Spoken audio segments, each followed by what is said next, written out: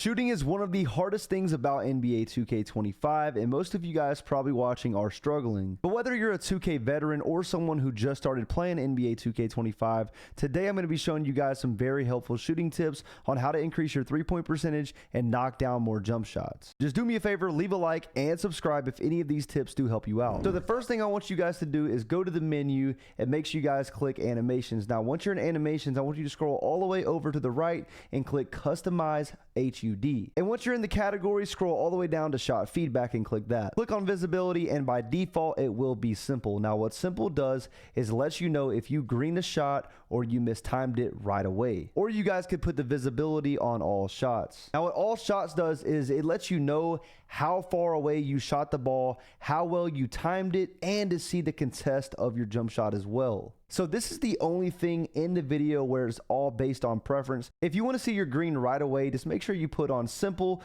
But if you want to see the contest and how far out you shot the ball, make sure you put your visibility on all shots. After that, make sure you click the shot meter shots category. And once you're in here, click the visibility for shots and make sure you turn that off. Mike Wang did confirm at the beginning of the year, if you turn your shot meter off, you are going to get a bonus towards your jump shot. We don't know exactly what that means. I don't know if this is, your green window is slightly bigger. It maybe just give you a higher percentage to make the shot. I'm not sure, but it is better to turn your shot meter off, so make sure you guys do that. Next up, go to your controller settings and select shot timing profile, and you guys are going to see some different choices that you could choose from. I definitely recommend going high risk reward, and what this does is it gives you the biggest green window in your jump shot out of all these settings. However, if you do mistime your jump shot, you will miss. But I seriously do think this is going to help you improve by putting this on, because it's literally going to make the green window huge. I would definitely recommend putting on high risk reward. All right, so the next thing we're going to talk about is hot zones and the easiest way to get them. Now, when you're in the My Career menu, go all the way to the right and make sure you click settings. Now I need you guys to change the game difficulty to rookie and put the quarter length on 5 minutes. I promise you, this is the fastest way to get all your hot zones in 2K25. All right, so now I'm going to show you guys the best way to get hot zones in My Career. And first off, the first thing you're going to want to do is put the defense in a 2-3 zone and literally don't play at all, because you're going to want the other team to shoot right away so you have more time to shoot on your end and get your hot zones quick. But what I like to do is do a nice little step back from limitless range and shoot the ball, and a lot of times you're going to get ankle breakers. Now if you guys want to, you can try out the street ball court. I tried that as well to get hot zones, and it just doesn't hit like it did last year in 2K24. I literally just made this 6'2" build. By the way, it's going to be on the way, but this is my second My Career game actually, and you guys are going to see after this game how many hot zones I got after this game was finished. And again, the method is really easy, man. Just walk up to the 3-point line and literally just shoot over it. And the method is really easy. All you got to do is walk up to the 3-point line and just shoot over the defender. It's on rookie. They sag off. They don't press. So as long as you know your jump shot, you're going to be able to hit this because it is on rookie. The green window is huge. And the reason I say do it in My Career too is because, first of all, like I said, it's easier, and you're going to be able to grind and get more badges in My Career as well when you're grinding these hot zones. But as you guys can see, I'm walking out of the tunnel and I have all my hot zones from the perimeter and the corner. This literally only took 2 games, 5-minute quarters on rookie. I promise you, it saves a headache. Do not go to the street ball court. Just do it in My Career. Hot zones are very easy to get in My Career. And again, if these tips are helping you, man, do me a favor and just leave a like. That's all I ask. So now that you guys have hot zones, there's actually a feature returning from NBA 2K24, and it's called lethals, which makes your hot zones even hotter. I'm going to show you guys the best method to knock down all your shots in the Art of Shooting gym. Now, first thing you're going to want to do is put the game difficulty on rookie, okay? And I know this sounds crazy, but after you put it on rookie, go to your controller settings, scroll down to shot timing profile, and put it on low risk reward, okay? You're going to hit a lot of whites in here or mistimed jumpers with this setting on, and it's definitely going to help you out. And the lethal zone is literally located right next to the Gatorade facility. You just get off your little board and you walk in, and you guys are going to see right here what's next. So once you walk in, all you guys got to do is walk up to lethal shooter, click X. You're going to enter a cutscene, and then you guys are going to see it's going to say choose your session. Now you guys can do one zone for 1 week, which is very easy, or you guys could do 2 zones for 2 weeks, and the difficulty does get a little harder, and it's 60 seconds. Or you guys can go all out and go 3 zones for 3 weeks, and it's very hard. It's like on Hall of Fame times crack, okay? And the goal is to outscore lethal in a shootout. Now, again, I definitely recommend going with this because you are going to be on rookie difficulty, and you're going to be using low risk profile, okay? Low risk reward profile to knock down those whites, and that is your best chance of getting all 3 hot zones, turning those into lethal zones. And in my opinion, for the lethal zones, I think you should go left wing, right wing, and top of the key. That is where you're going to be shooting the most, especially if you're a popper or a guard. But yeah, this is what it looks like. Lethal is just going to be doing a shootout with you, and as long as you beat him, you are going to get the lethal zone. As you guys can see, man, it's pretty easy. What I like to do is hold square as the person is passing you the ball. As soon as they pass it, I'm already holding square, getting ready for my shot. And as you guys can see right here, I'm just knocking them down. It's really not too hard on rookie. And again, if you do shoot a white, you're more than likely going to knock it down because you're on that low risk reward profile. Boom, as you guys can see, I'm just knocking down the whites. Is really easy. And as you guys can see, in the first zone, I ended up beating lethal. So we won that zone, and I got a lethal right there. Now we're in the second zone. Boom, I'm pulling up for 3. I'm knocking the shot down. We're going back and forth, just trading buckets. And I'm telling you, man, once you knock down enough shots, you're going to get a little like takeover hot meter underneath your feet, like lethal. As you guys can see, we're going back and forth right now. He hits his, I hit mine, and this is guaranteed the easiest way to get your lethal zones. And as you guys can see, I'm gonna go ahead and knock down my last shot. It was a slightly early, that's why you got to have it on that setting. And we won that zone as well, upgrading that to a lethal zone as well. Now, I'm not gonna lie, I did sell on this last zone. I was knocking down my shots, but then I just started bricking for no reason, and we ended up tying, and I did not get the lethal zone. But it's okay. I got 2 lethal zones, left wing, top of the key. But unfortunately, I didn't get the one on the right, but I know you guys are probably better than me. So you guys can definitely throw it on that right wing and get 3 lethal zones. And that is the best way, guys, to get your lethal zones in 2K25, in my opinion. Make sure you guys leave a like if these tips are helping you. Let's go ahead and get into the next tip on how to shoot better in 2K25. All right, so once you're in the My Career menu, go to progression and scroll down to boost, okay? Now, click boost. And this is very informational. A lot of you guys may already know this, but some people probably don't, okay? Out of all these boosts, the only one that you need is the green Gatorade, okay? I recommend is getting the ×10. You're going to save a little bit more VC probably. So get the ×10 green Gatorade, okay? What this is going to do is give you an extra stamina bar on your meter while you're dribbling, okay? If you have low stamina, you're going to struggle to shoot in 2K25. So you need the most stamina that you can get. So make sure you choose the green Gatorade boost. I mean, this is pretty self-explanatory. If you're not doing this, you need to do it. Make sure you guys throw on the jump shot boost. I'm not sure if this, opens up your green window or what, but I just know I shoot better when I have jump shot boost. I get it. It's annoying to buy VC and put it on this. I get it. But I'm telling you right now, if you play any lick of competitive gameplay in 2K25, if you don't put this on, you are going to be at a disadvantage because there's so many people that have jump shot boost on. So guys, use your Gatorade boost and use your jump shot boost in 2K25. If you guys don't already do this, man, go to the Gatorade facility and just do your little 4 workouts for the week.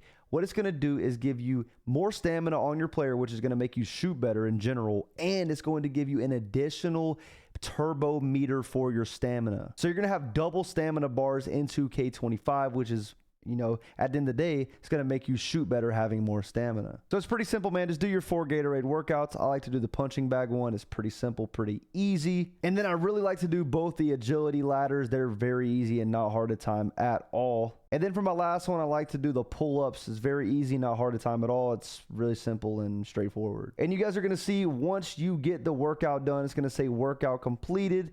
And it's going to give you more stamina. And as you guys can see, there's a big check mark in orange text and it says additional turbo meter. So once you get that, you're going to have an extra stamina bar on your player while you're playing 2K25, which is going to help you shoot better by having more stamina. The next big thing to shoot better in 2K25 is strategically picking which takeover suits best for you. Now, if you're a popper, there's going to be some takeover specifically for you. If you're a little guard, there's going to be some for you. But I'm telling you, man, shooting is so hard right now. If you're not putting a takeover on that literally increases your 3-point rating, you are tweaking. Now, as you guys can see, I've already maxed out the spot up shooter one. And what this does is gives a big increase to your 3-point rating. Spot up shooter gives you a +8 3-point rating to your overall 3-point rating. So, you know, I mean, if you have like a 92 3 ball, you're automatically going to be put up to a 99. That's amazing. Then you have some called sniper, where it increases your 3-pointer as well. Again, each takeover is going to be specifically for you, like 3 and D. It's going to give you an increase to your perimeter defense and your 3-point rating. Guys, if you're a lockdown, you should be using something that's going to increase your steal and your 3-ball. And then you have shooting takeover specifically for little guards, like this one. It's going to be called a 3-point architect. And what this does is going to give you a +7 3-point rating and a +7 ball handle rating as well. So just be wise, look at your takeovers and pick the one that's going to increase your 3-point rating overall, no matter what build you play. And then the next thing I definitely recommend is going to the Pro-Am Arena, the 3v3 or 5v5. It doesn't matter, and definitely practice around shooting in here. The shooting in here is the closest thing to online shooting in 2K25. Guys, do not practice your jump shot in the my court, okay?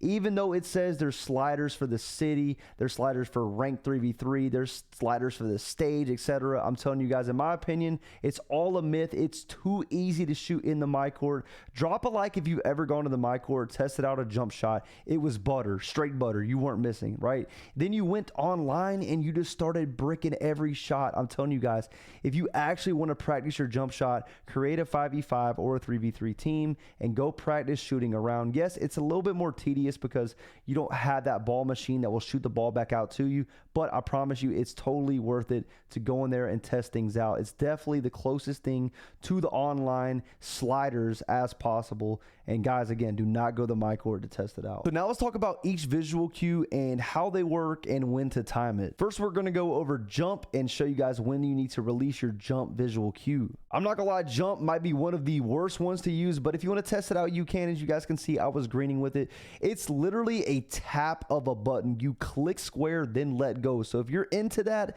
I would definitely put on jump, but in my opinion, it's a little too quick, and with the online delay, I just don't think it's worth it. But that's how it works, man. You're literally tapping square and letting go as he's jumping. For the next visual cue is set point, and set point is pretty easy. Let's talk about how it works. Set point is a little bit easier to time, in my opinion, compared to jump. All you're doing is when you click square, and as soon as your player is fully in the air, that is where you're at the set point. So you're gonna wanna let go of square when you are at your max vertical in the jump shot, and that is the best for set point. Set point is pretty quick. If you're looking for a jump shot that's not too fast, but still really quick, that's one of the best visual cues, in my opinion, for small guards. Next up, we're gonna talk about the push visual cue in NBA 2K25 and how it works. Now, push is by far my favorite visual cue in 2K25. It's one of the easiest visual cues to time in this game. All you guys got to do is let go of square when the ball is at the top of your head. That's the easiest way to time the push visual cue in 2K25. Next up is the release visual cue. Now let's talk about how to release this and how to time this in 2K25. And release is pretty self-explanatory as well. You're literally let going of square as your player is releasing the jump shot. So it is going to take some time getting used to. I think jump and release are probably one of the worst ones to use, in my opinion, in 2K25. But I will say it does take some time getting used to, and it's all about preference. That's all 2K25 is about, and that's why they even have custom visual cues as well. So if you guys don't like, for example, if you guys don't like set point or you don't like push, you know what I mean, you can find a good median in between that and have it set, you know, between those two jump shot visual cues for your liking. But yeah, this is what release looks like. It's basically just holding square until the player is releasing the ball. And to end off the video, I'm just going to tell you guys my opinion, what the best jump shots are, you know, for each height range in 2K25. First, starting off with builds that are 5'9" to 6'4". I think this is the best base, in my opinion. You guys can switch up the releases if you want, but this is the jump shot that I'm currently rocking right now. I'm using Cam Thomas, Colin Sexton, and Oscar Robertson. This is really nice. I go fastest release speed, and I'm using push visual cue. So for builds that are 6'5" to 6'9", this is the best jump shot in my opinion.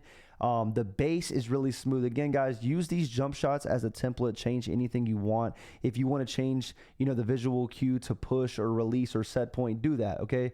But in my opinion, I think Jarrett Culver base is the smoothest base in 2K25 for 6'5" to 6'9" guards. Or poppers, okay? It's definitely like T-Mac from 2K24, so it's very smooth. The release 1 is going to be Oscar Robertson, and release 2 is going to be Troy Brown Jr.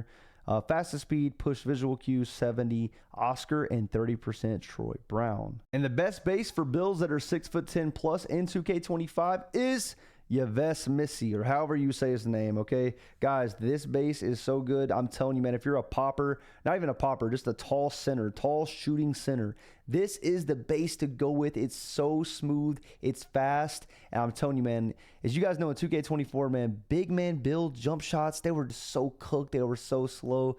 But this base is so fast. It's almost like set shot. Like, was it set shot 25 from, was that 2K22 or something? Yeah, it's really nice, man. It's super fast, and for a big man, it's super OP. I'm using Dirk Nowitzki upper release 1, and for release 2, I'm going Kevin Love, and I'm using the push visual cue, like 2 ticks underneath it, and then we're going with the fastest speed possible, 60% Dirk and 40% Kevin Love. But guys, these are all the best shooting tips in 2K25. If you guys did enjoy this video and you stuck around until now, make sure you guys leave a like and subscribe for more NBA 2K25 tips. I will see you guys in the next one. I'm out. Peace.